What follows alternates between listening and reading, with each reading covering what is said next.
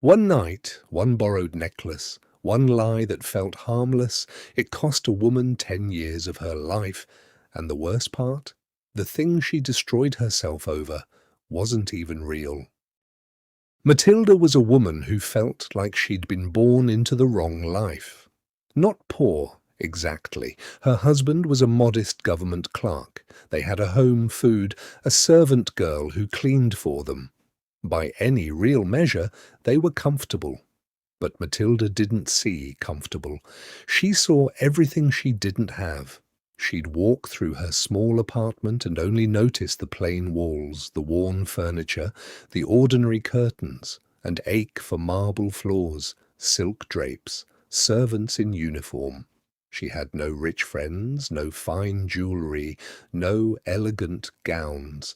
And that gap between the life she had and the life she wanted followed her everywhere, quietly, every single day. One evening her husband came home glowing, holding out an envelope like he'd handed her the world. "I got us an invitation," he said, "to the minister's ball. It took real effort to get this. Very few clerks' wives get invited." He expected joy.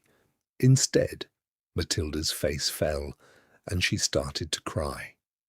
"What am I supposed to wear?" she said. "I have nothing fit to be seen in at a place like that." Her husband, wanting only to make her happy, offered up the savings he'd been quietly setting aside for a hunting rifle he'd wanted for over a year. "Use it for a dress," he said. She used it. She bought a beautiful gown. But the night before the ball, she was miserable again. "I can't go like this," she said. "Every woman there will be dripping in jewels. I'll look poor next to them." Her husband suggested flowers instead, a corsage, simple and elegant. Mathilde shook her head. "There's nothing more humiliating," she said, "than looking poor in a room full of wealthy women." Then her husband had an idea. "Why not ask your friend Madame Forestier? You two are close. She has fine jewellery. Surely she'd lend you something for one night." The next day, Mathilde visited her wealthy friend and, embarrassed, asked to borrow a piece of jewellery. Madame Forestier, without hesitation, opened her jewellery box and told her to choose whatever she liked. Mathilde tried on bracelets, pearls, a gold cross studded with gems. Nothing quite fit the fantasy in her head. Then she saw it. A stunning diamond necklace resting in a black satin box, catching the light like it was made of pure fire. Her hands trembled as she fastened it around her neck. Looking in the mirror, for the first time in years, she saw the woman she always believed she was supposed to be. The night of the ball, Mathilde was radiant. Men noticed her. Women whispered about her.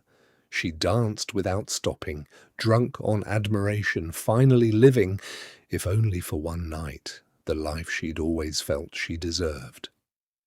Her husband waited quietly in a side room the entire evening, half asleep, patient, happy, simply because she was happy. They didn't leave until nearly 4 in the morning. Mathilde, wrapped only in an old plain shawl against the cold, embarrassed even in that final moment by how ordinary it looked next to her borrowed diamonds, rushed with her husband into the dark streets to find a cab home. Back at their apartment, glowing from the night, Mathilde turned to admire herself in the mirror one last time. The necklace was gone. Her husband ran back outside into the freezing night, searching every street they'd walked, every cab stand, every shadow. Nothing. For days they searched everywhere, desperate, sick with fear. Finally they had to accept the truth. It was gone for good. They found a jeweller selling a nearly identical diamond necklace. The price?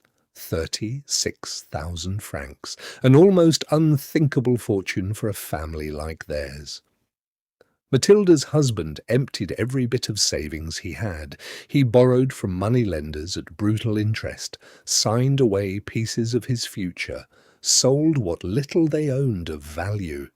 Piece by piece, franc by franc, they scraped together enough to buy the replacement and returned it to Madame Forestier, who never even opened the box to check. What followed wasn't one hard year. It was 10. They moved into a tiny, freezing attic room. Mathilde, who had once ached for silk and marble, now scrubbed her own floors, washed her own dishes, haggled over the price of vegetables in the street. Her husband took extra work at night, copying documents for pennies, exhausted every single day, her hands roughened. Her once envied beauty faded early, worn down by years of hard, endless labour. The woman who once couldn't bear the shame of looking poor became poor in the deepest, most permanent way for the sake of one borrowed night. But they paid. Every debt, every single franc eventually was repaid. Years later, aged and tired, Mathilde was walking through a park when she spotted a familiar face, Madame Forestier, her old friend, still young, still beautiful, still untouched by hardship. Mathilde approached her, nervous. Madame Forestier didn't recognize her at first, this rough, aged, weathered woman standing in front of her. "It's me," Mathilde said. "Mathilde!" Her friend gasped. "You've changed so much." And finally, after 10 years of silent suffering, Mathilde told her everything. The ball, the lost necklace, the replacement, the decade of debt and poverty that followed, all to replace what she'd borrowed. Madame Forestier stood frozen, then took Mathilde's rough hands in hers. "Oh, my poor Mathilde," she said, "but mine was fake. That necklace was costume jewelry. It couldn't have been worth more than 500 francs. 10 years of Mathilde's life, her beauty, her comfort, her youth, spent paying off a debt that never needed to exist. Not because she was foolish, because for one night she needed to look like someone she wasn't to people whose opinions wouldn't matter to her a week later. Here's the part of this story that should sit with you. Mathilde never asked if the necklace was real. She never asked what it was actually worth. She only saw what she thought it represented: status, wealth, being someone impressive for one single evening. And she paid an entire decade for an illusion. How many of us are quietly doing the same thing? Working ourselves down to nothing, going into debt, exhausting years of our lives, not for things we actually need, but for how we imagine we'll look to people who will forget us by morning. The real cost of pride is never the price tag. It's the years you hand over trying to look wealthier, more successful, more impressive than you actually need to be. If this story hit you the way it hit me, subscribe to Unshackle Anatomy.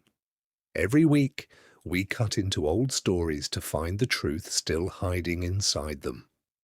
See you in the next one.